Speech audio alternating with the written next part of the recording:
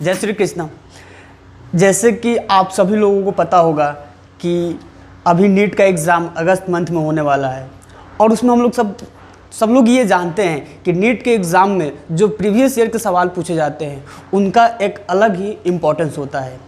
तो इस चीज़ को देखते हुए हम लोग एक क्या करने जा रहे हैं, एक प्रीवियस ईयर इम्पॉर्टेंट मतलब PYQ प्रीवियस ईयर का फिजिक्स का सारे क्वेश्चन सारे चैप्टर वाइज एक सीरीज स्टार्ट करने जा रहे हैं, जिसमें हम लोग क्या देखेंगे, लास्ट 3 इयर्स के सारे सवाल देखेंगे। और उसमें हम लोग स्टार्टिंग चैप्टर से लेकर बिल्कुल NCERT वाइज जाकर starting first chapter two last chapter हम लोग पूरा हम लोग सीरीज कवर करने जा रहे हैं। तो आइए हम लोग स्टार्ट करते हैं, जिसमें अपना सेकंड चैप्टर NCERT का है, जो क्या है, straight line and relative motion. अब इस चैप्टर में लास्ट 3 इयर्स में नीट के एग्ज़ाम में कौन कौन से सवाल पूछे गए हैं, उन सारे सवाल का हम लोग यहाँ पर प्रॉपर सॉल्यूशन देखेंगे। ठीक है, तो स्टार्ट करते हैं। जैसे कि यहाँ पे लिखा हुआ एक सवाल है जिसमें दिया गया है, if the velocity of the particle is v = AT + BT square. ये क्या है, वेलोसिटी का टाइम के रेस्पेक्ट में एक फंक्शन दिया गया है कि मतलब किसी भी पार्टिकल का वेलोसिटी है वो टाइम के रेस्पेक्ट में कैसे वेरी कर रहा है। ठीक है, और उसमें दिया गया है कि जहाँ पे a एंड b क्या है, कोई कांस्टेंट है। ठीक, then find the distance travel by the particle in between 1 to 2 second. तो वो पार्टिकल है 1 से 2 सेकेंड के ड्यूरिंग वो कितना डिस्टेंस ट्रेवल करेगा, मुझे ये चीज़ फाइंड करना है कि पार्टिकल 1 और 2 सेकेंड के बीच कितना डिस्टेंस ट्रेवल करेगा। ठीक है, तो आइए इसका सोल्यूशन हम लोग स्टार्ट करते हैं। जैसे कि यहाँ पर क्या दिया हुआ, देख v = AT + BT square. v = AT + BT square. जैसे कि हम लोग जानते हैं कि यदि मेरे पास कोई पोजीशन का फंक्शन दिया हुआ है, और यदि हम लोग उसको डिफ्रेंशिएट करते हैं टाइम के रेस्पेक्ट में dx/dt, तो वहाँ से मुझे क्या मिलता है, वेलोसिटी मिलता है। क्या मिलता है, वेलोसिटी मिलता है।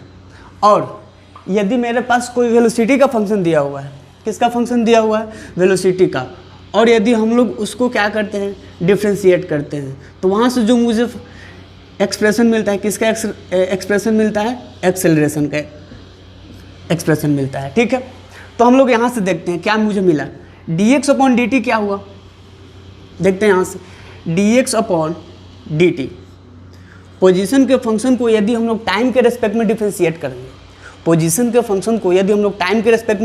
करेंगे, तो मुझे वेलोसिटी मिलता है। क्या मिलता है, वेलोसिटी। और वेलोसिटी का एक्सप्रेशन मुझे दिया हुआ कितना, AT + BT स्क्वायर। ठीक है,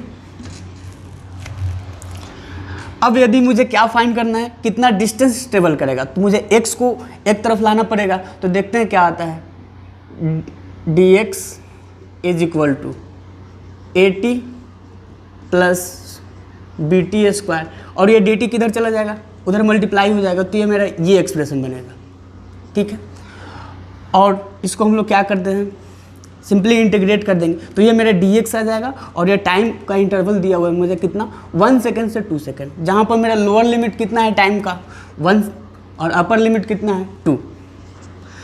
अब मैं इसी को डिफ्रेंशिएट कर दूंगा, तो यहाँ से मुझे पोजीशन मिल जाएगा, कितना डिस्टेंस चला, और यहाँ पे सब चीज़ मुझे पता है, टाइम का लोअर लिमिट और अपर लिमिट दिया हुआ है, और मुझे सिंपली मैं इसको जैसे ही इंटीग्रेट करूँगा तो मुझे आंसर आ जाएगा।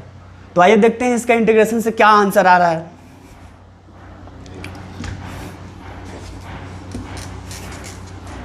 ठीक है, तो जैसे मेरे पास क्या आया, देखते हैं, dx इंटीग्रेशन ऑफ 1 to 2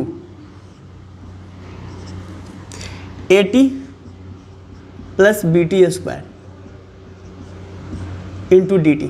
मतलब इस फंक्शन को टाइम के रिस्पेक्ट में क्या करना है, इंटीग्रेट करना है। तो dx का इंटीग्रेशन मुझे पता है x हो जाता है, और यहाँ से यदि मैं देखूँ तो AT इंटू dt, उसका अगर सेपरेट करके इंटीग्रेट मैं करूँ तो ये आ जाएगा, और BT स्क्वायर dt यदि मैं मल्टीप्लाई कर दिया तो ये बन जाएगा। और टाइम का लिमिट क्या दिया हुआ है, 1 to 2, 1 से 2। ठीक है, यदि मैं इसको और आगे जाकर सोल्व करूँ तो क्या बनेगा, ए कांस्टेंट है, तो उसको कांस्टेंट को हम लोग बाहर रखते हैं, और टाइम को यदि मुझे, जैसे हम लोग इंटीग्रेशन में पता है, जैसे यदि मेरे पास कोई x दिया हुआ, x की पावर n, और उसका इंटीग्रेशन यदि कोई पूछता है तो हम लोग क्या करते हैं, x की पावर n+1/n+2। सिमिलरली मुझे यहाँ टाइम के रिस्पेक्ट में क्या करना है, इंटीग्रेट करना है, तो हम लोग क्या करेंगे, पहले से टाइम के पावर 1 है तो इस फॉर्मूले को पुट करके देखेंगे तो यहाँ पर क्या हो जाएगा, t²/2, और टाइम का लिमिट कहाँ से कहाँ तक रखना है, 1 से 2। सिमिलरली यदि मैं बात करूँ तो यहाँ से इसको मैं करूँ अगर इंटीग्रेट तो क्या हो जाएगा, t² है, तो इसको अगर हम लोग इंटीग्रेट करेंगे तो क्या हो जाएगा, t³/3, और इसका लिमिट में हम लोग क्या रखेंगे, टाइम कहाँ से कहाँ तक है, 1 से 2। और जैसे ही मैं इस टाइम को लिमिट को रखूँगा उसके बाद मेरा फाइनल आंसर आ जाएगा। ठीक है, तो हम लोग क्या करते हैं, इस टाइम को लिमिट को इस t के जगह पर रखते हैं और देखते हैं क्या आंसर आ रहा है। ठीक है, तो यहाँ पे फिर x = a/2 और t की जगह पर सबसे पहले अपर लिमिट रखते हैं, तो जैसे ही अपर लिमिट रखेंगे तो क्या हो जाएगा, t² मतलब 2 का स्क्वायर, फिर हम लोग लोअर लिमिट रखते हैं -1 का स्क्वायर। ठीक है, सिमिलरली इसके लिए भी +b/3 और t का टाइम का अपर लिमिट कितना है, 2, तो वहाँ पर क्या हो जाएगा, 2 का क्यूब -1 का क्यूब। यदि मैं इसको देखूँ अच्छे से सोल्व करके तो देखते हैं क्या आ रहा है, a/2, और यहाँ से यदि मैं देखूँ तो क्या हो जाएगा, 4 - 1 क्या आ जाएगा, 3, 4 - 1 3। ठीक है, और यदि मैं यहाँ से देखूँ तो क्या हो जाएगा, 8 - 1 क्या हो जाएगा, b/3, और यहाँ से इसको सोल्व करेंगे तो ये आ जाएगा 7। तो यहाँ से यदि मैं इसको अरेंज करके लिखूँ तो ये आ जाएगा मेरा 3a/2 + 7b/3, कितना आ जाएगा, 7b/3। यही मेरा वो वैल्यू आया जो वो पार्टिकल 1 से 2 सेकेंड के दरमियान वो इतना डिस्टेंस चलेगा। आइए देखते हैं कि ये ऑप्शन है कि नहीं मेरे पास। फर्स्ट ऑप्शन नहीं है, ये भी नहीं है, ये नहीं है, ये yes, fourth option is correct answer. ठीक है, अब हम लोग अगले सवाल को देखते हैं, अपना सेकंड क्वेश्चन। तो ये मेरा सेकंड क्वेश्चन है जिसमें हम लोग ये देख रहे हैं, इसमें क्या दिया हुआ है, जैसे देखते हैं, ए particle of unit mass undergoes one-dimensional motion such that its velocity varying according to Vx beta x की power -2n, where beta and n are constant and x is the position of the particle, then acceleration of the particle is given by as a function of x।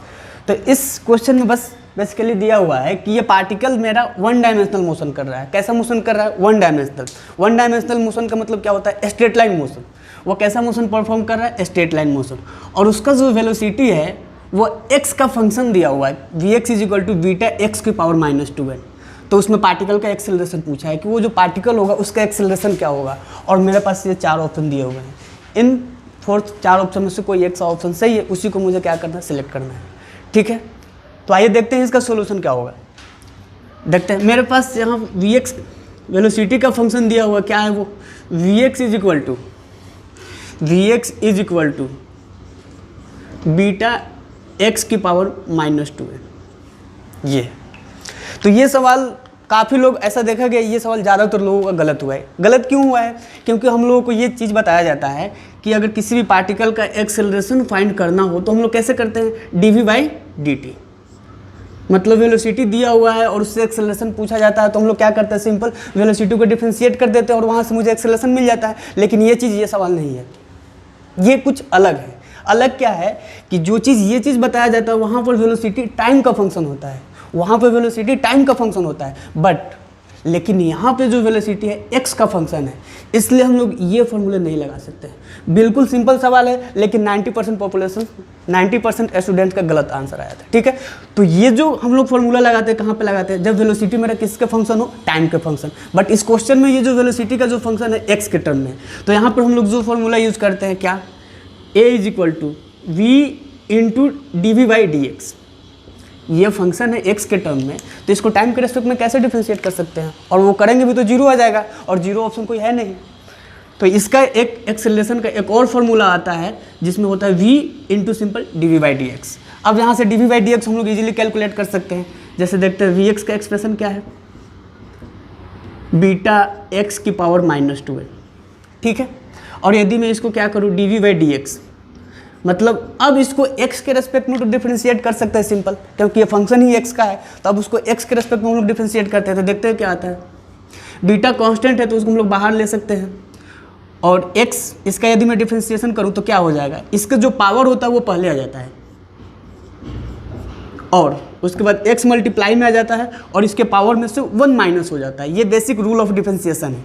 तो यहाँ पे क्या आ जाएगा, -2n - 1, ठीक है।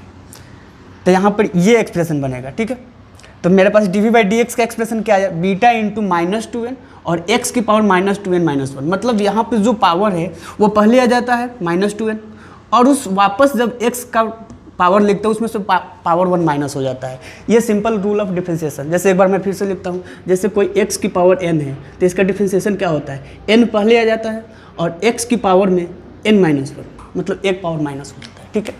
अब simple इस चीज़ को यहाँ पर रखते हैं, तो acceleration is equal to v, velocity कितना दिया हुआ है ये, मतलब v बीटा x की पावर -2n, और dv/dx का एक्सप्रेशन में जैसे अभी कैलकुलेट किया तो क्या आया ये, तो वो क्या है, beta into -2n into x की पावर -2n - 1।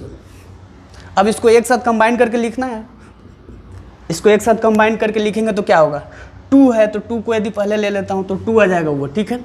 माइनस भी है तो माइनस भी बाहर पहले आ जाएगा। अब देखो beta into beta, beta square, beta into beta, beta square, और x की पावर की यदि मैं बात करूँ, x की पावर, तो x की पावर यहाँ पर कितना है, -2n, और यहाँ पर x की पावर क्या है, -2n - 1।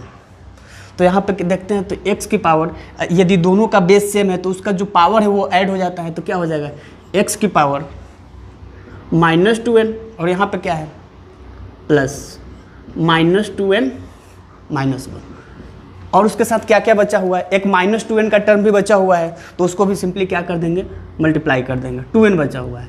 तो अब एक साथ इसको कंबाइन करके लिखेंगे तो देखते हैं क्या आता है, -2n बीटा स्क्वायर, और उसके साथ x की पावर में क्या बचा हुआ है, -2n और -2n, वो बचेगा -4n, और यहाँ पे क्या बचेगा, -1, क्या बचेगा, -1। तो ऐसा कुछ ऑप्शन मुझे मिल रहा है, ये fourth option, -2n beta square x की पावर -4n - 1। स्टूडेंट, यदि इस सीरीज़ को आप देखते हैं तो डेफिनेटली आपको बहुत ही फ़ायदा होगा। इस सीरीज़ से बेसिकली हम लोग क्या करेंगे, सारे चैप्टर का रिवीजन भी होगा। तो डेफिनेटली इस सीरीज़ को यदि आप प्रॉपर देखते हैं, प्रॉपर फॉलो करते हैं, तो इससे बहुत ज़्यादा आपको एडवांटेज मिलेगा, ठीक है। अब हम लोग अगली सवाल को देखते हैं। ये मेरा PY की सीरीज़ का 3rd क्वेश्चन है। तो इसमें हम लोग देखते हैं कि पहले बेस इस क्वेश्चन में क्या पूछा है, फिर उसके कॉरस्पॉन्डिंग इसको हम लोग डिटेल एनालिसिस करेंगे, ठीक है। तो देखते हैं, जैसे इस क्वेश्चन में दिया हुआ है, a person sitting in the ground floor of a building notices through the window of height 1.5 metre a ball is dropped from the roof of the building, crosses the window in 0.1 second, what is the velocity of the ball when it is at top most point of the window. तो इस question में क्या पूछा है, जैसे देखो कोई person है जो ग्राउंड फ्लोर पे बैठा हुआ है, ठीक है, कोई पर्सन है जो ग्राउंड फ्लोर पे बैठा हुआ, वो ऑब्जर्व कर रहा है सिचुएशन को। मतलब क्या सिचुएशन ऑब्जर्व कर रहा है कि किसी बॉल को किसी बिल्डिंग से ड्रॉप किया गया है, ठीक है, किसी बॉल को किसी बिल्डिंग से किसी स्पीड से फेंका गया है, मतलब थ्रो किया गया है, और उसने ये देखा कि एक विंडो है जिसकी हाइट कितना है 1.5 मीटर, उस विंडो की हाइट कितना है 1.5 मीटर, ठीक है, उस विंडो की हाइट 1.5 मीटर है, ठीक है, और वो जो विंडो को क्रॉस करने में जो टाइम लगता है कितना लगता है 0.1 सेकेंड का टाइम लगता है। उस विंडो को क्रॉस करने में टाइम कितना लगता है 0.1 सेकेंड, ठीक है। तो इस क्वेश्चन में पूछा है what is the velocity of the ball when it is top most point of the window. तो इसमें ये पूछा है कि जब वो विंडो के टॉप मोस्ट पॉइंट पे होगा तो वहाँ पे उसका स्पीड क्या होगा। जब वो विंडो के टॉप मोस्ट पॉइंट पे होगा तो वहाँ पे उसका स्पीड क्या होगा। तो सिंपल सवाल, जैसे देखो इसमें क्या कर सकते हैं, एक मान लो ये मेरा बिल्डिंग है, ठीक है, और यहाँ पे मान लो कि उसका विंडो है और उसका ये हाइट है, ये कितना मीटर दिया हुआ है 1.5 मीटर। इस विंडो का जो डिस्टेंस है या फिर हाइट के टर्म्स में बात करें तो वो कितना दिया हुआ है 1.5 मीटर।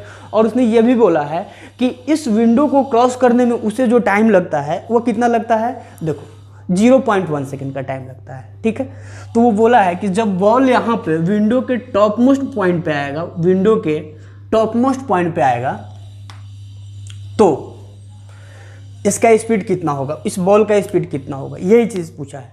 तो देखो हम लोग क्या करेंगे, सिंपल, देखो यहाँ पे बॉल जब विंडो के टॉप मोस्ट, विंडो के ऊपर वाला पॉइंट पे आएगा तो वहाँ पर मैं उसका स्पीड में मान लेता हूँ, let the speed of ball, speed of ball को मैं क्या मान सकता हूँ, यू। ठीक है, मुझे नहीं पता, वही कैलकुलेट करना है तो मैं इसको यू मान लेता हूँ, बेसिक सिंपल। ठीक है, अब यदि मैं बात करूँ इस बॉल को यहाँ से यहाँ आने में टाइम कितना लग रहा है, 0.1 सेकेंड। तो मैं टाइम की जगह पे जैसे टाइम को क्या लिख सकता हूँ, time is equal to 0.1 second. इस बॉल को टॉप मोस्ट पॉइंट से इसको पूरे क्रॉस करने में कितना टाइम लगा, 0.1 सेकेंड। ठीक है, और ये डिस्टेंस भी दिया हुआ है, उसको हाइट के टर्म्स में बात करें या फिर डिस्टेंस के टर्म में तो वो कितना है 1.5 मीटर। ठीक है, और जब ये बॉल नीचे आएगा तो उसका एक्सेलरेशन सबको पता होगा, जब कोई भी चीज़, कोई भी ऑब्जेक्ट फ्री फॉल होता है, क्या होता है, फ्री फॉल, तो उसका एक्सेलरेशन क्या होता है, जो ग्रेविटी के कारण जो एक्सेलरेशन बनता है वही बनेगा जी। तो एक्सेलरेशन को हम लोग क्या बोल देंगे, जी, सिंपल। अब देखो इसमें मेरे पास क्या क्या दिया हुआ है, टी पता है, डिस्प्लेसमेंट पता है, ए पता है और यू फाइंड करना है। तो हम लोग कौन सा इक्वेशन ऑफ मोशन यूज कर सकते हैं, यहाँ से हम लोग सिंपली देख सकते हैं कि by using second equation of motion we can find the value of u. Second equation of motion को यूज कर हम लोग यू की वैल्यू को फाइंड कर सकते हैं। आइए देखते हैं कैसे। देखो यहाँ पे तो हम लोग क्या जानते हैं, s is equal to u t plus half a t square, यही होता है। ठीक है, अब देखो ये बॉल नीचे आ रहा है, बॉल नीचे आ रहा है तो ये डिस्प्लेसमेंट मुझे पता है, डिस्प्लेसमेंट कितना है, देखो डिस्प्लेसमेंट टोटल कितना है 1.5 मीटर। डिस्प्लेसमेंट की बात करूँ तो 1.5 है और यू, सर यू ही तो फाइंड करना है, इनिशियल वेलोसिटी, तो इनिशियल वेलोसिटी को मैं यू माना हूँ। ठीक है, और टाइम कितना दिया हुआ है, टाइम मेरे पास दिया हुआ है 0.1, टाइम कितना दिया हुआ है तो इंटू 0.1, ठीक है, प्लस हाफ ए। एक्सेलरेशन कितना होता है, जब कोई भी ऑब्जेक्ट नीचे आता है या फिर फ्री फॉल का कंडीशन बनता है तो उस केस में हम लोग जो एक्सेलरेशन की वैल्यू यूज करते हैं वो क्या यूज करते हैं, 10।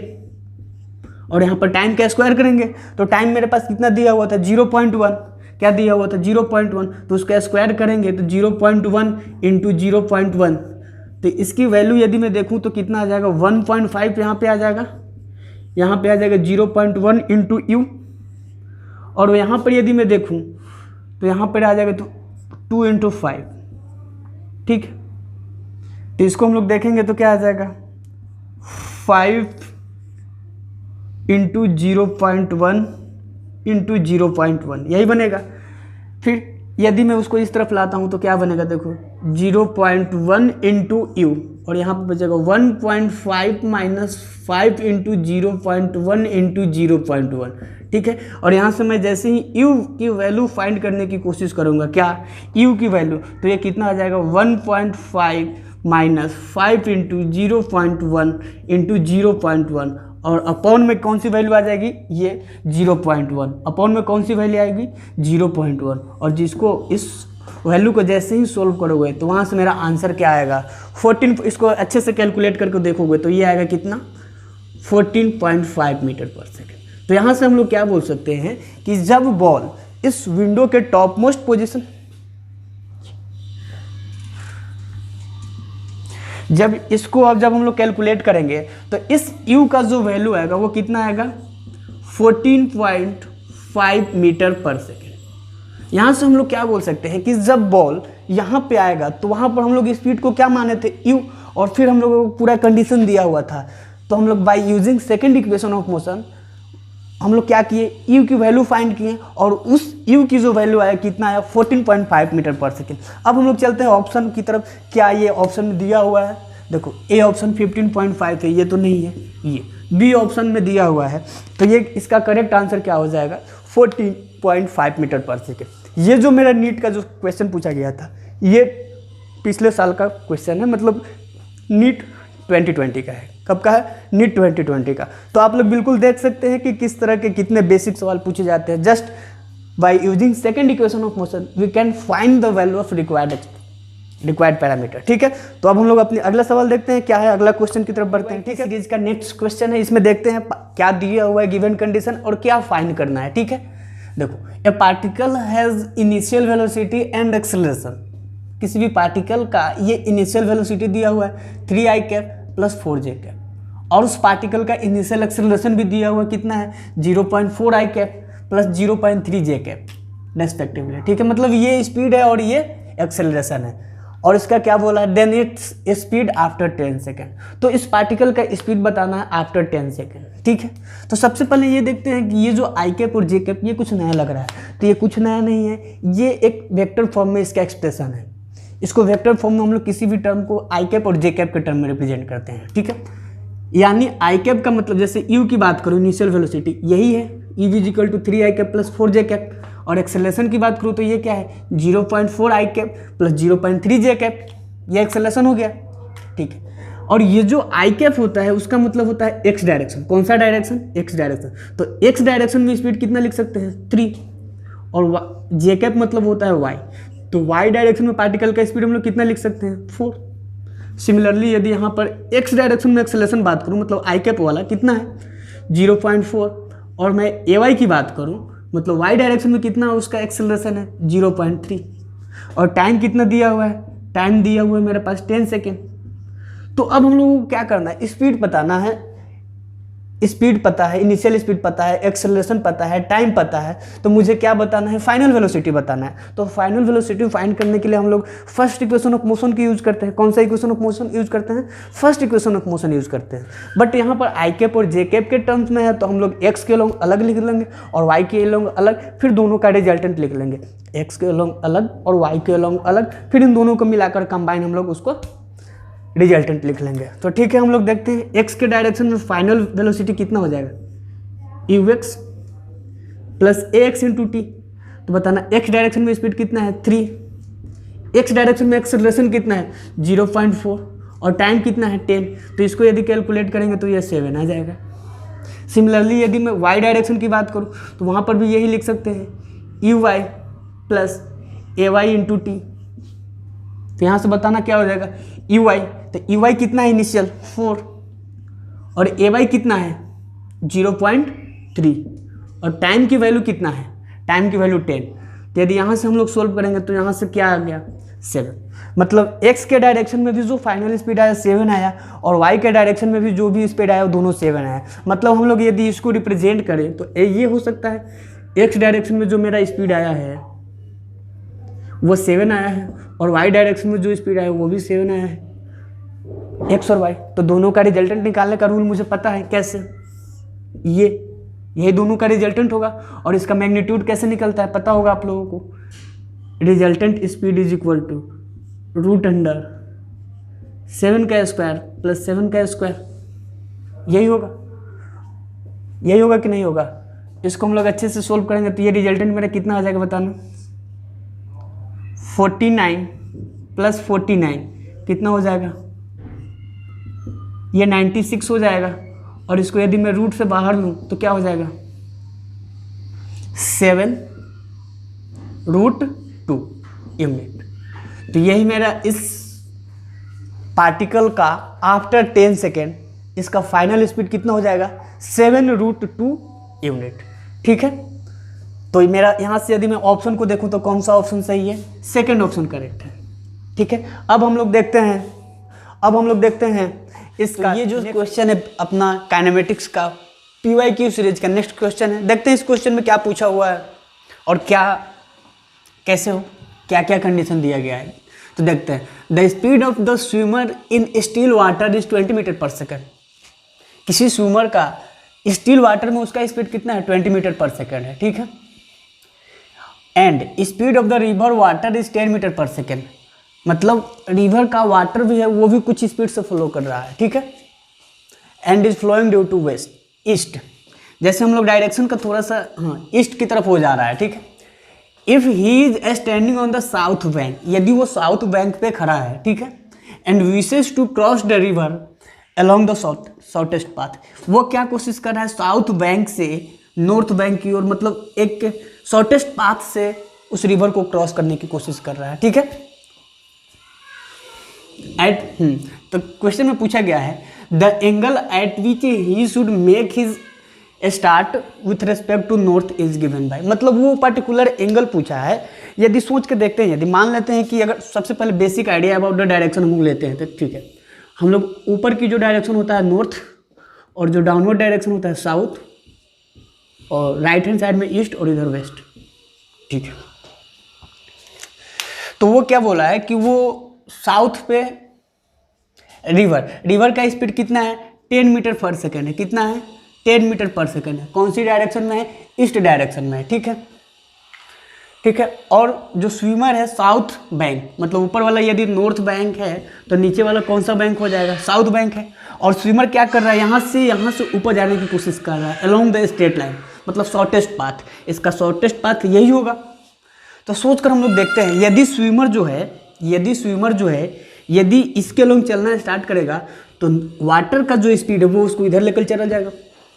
स्विमर यदि यहाँ से सीधे स्टार्ट करेगा, यानी कि रिवर का जो खुद का स्पीड है वो उसको उधर लेकर चला जाएगा, मतलब स्विमर शॉर्टेस्ट पाथ पर नहीं गया, समझ में आया।